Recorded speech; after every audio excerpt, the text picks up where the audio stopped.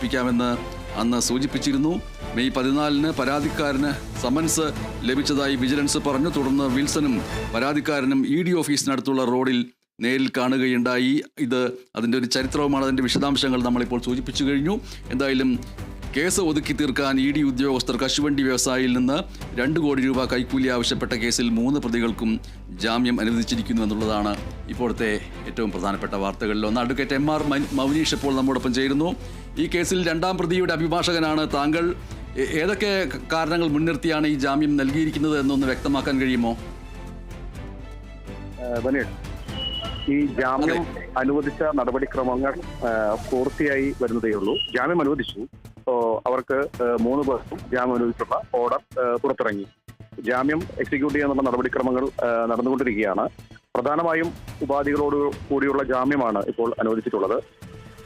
Arrest ചെയ്ത നിങ്ങൾ നേരത്തെ പറഞ്ഞതുപോലെ അറസ്റ്റ് ചെയ്ത തീയതി മുതൽ അതിന്റെ പിറ്റേന്ന് മുതൽ ഇവർ വിജിലൻസിന്റെ കസ്റ്റഡിയിലാണ്. കസ്റ്റഡിയിൽ അവരെ ചോദ്യം ചെയ്യുകയും അന്വേഷണ നടപടികൾ പുരോഗമിക്കുകയും ചെയ്തു വരികയായിരുന്നു. ആ ഘട്ടത്തിലാണ് നമ്മൾ ജാമ്യാപേക്ഷ സമർപ്പിച്ചത്. ആ ജാമ്യാപേക്ഷ 2ാം പ്രതിയുടെ ജാമ്യാപേക്ഷ ഇന്നലെ വിശദമായി കേൾക്കുകയും ഇന്ന് അവരുടെ കസ്റ്റഡി തീരുന്ന മുറയ്ക്ക് കൂടുതൽ പരിഗണനയ്ക്കായി പോസ്റ്റ് ചെയ്യുകയും ചെയ്യുകയുണ്ടായി.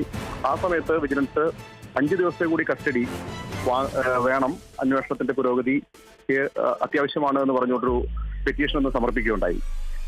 അത് തീർച്ചയായും ജാമ്യ നടപടികളെ തടസ്സപ്പെടുത്തുന്ന ഒരു പ്രക്രിയയുടെ ഭാഗമായാണ് അത്തരത്തിൽ ഒരു കസ്റ്റഡി ആപ്ലിക്കേഷൻ ഇന്ന് ധൃതി പിടിച്ച് ഫയൽ ചെയ്തത് എന്ന വാദം കോടതി അംഗീകരിക്കുകയുണ്ടായിട്ടുണ്ട്.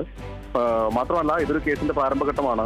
അന്വേഷണം ഇനി 7 ദിവസം അവർ തുടർച്ചയായി അന്വേഷണ ഉദ്യോഗസ്ഥന്റെ മുമ്പിൽ ഹാജരാകുകയും അത്തരത്തിലുള്ള ഉപാധികളോടാണ് ജാമ്യം ഇപ്പോൾ അനുവദിച്ചിട്ടുള്ളത്.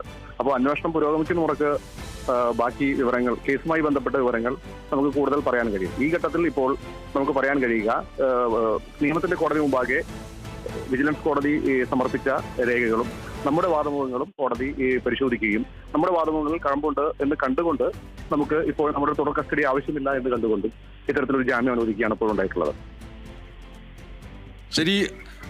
2ാം പ്രതിയുടെ പ്രമുഖ അഭിഭാഷകൻ അഡ്വക്കേറ്റ് MR മൗനീഷാണ് ഇപ്പോൾ പ്രതികരിച്ചിരിക്കുന്നത്. കസ്റ്റഡി നീട്ടി നൽകണമെന്നുള്ള അന്വേഷണ സംഘത്തിന്റെ അപേക്ഷയും കോടതി അംഗീകരിച്ചിട്ടില്ല എന്നുള്ള സുപ്രധാനമായ കാര്യമാണ് അഭിഭാഷകനായ MR മൗനീഷ് ഇപ്പോൾ വ്യക്തമാക്കിയിരിക്കുന്നത്. അത് ജാമ്യം ലഭിച്ചതിന് ശേഷമുള്ള അതുമായി ബന്ധപ്പെട്ട നടപടിക്രമങ്ങളെ ബാധിക്കും എന്നുള്ളത് കൊണ്ട് ആണ് അത് അംഗീകരിക്കാതിരുന്നത് എന്നുള്ള സൂചന കൂടി നൽകിയിരിക്കുന്നു. നന്ദി അഡ്വക്കേറ്റ് MR മൗനീഷ് ഈ വാർത്തയോട് പ്രതികരിച്ചതിന്.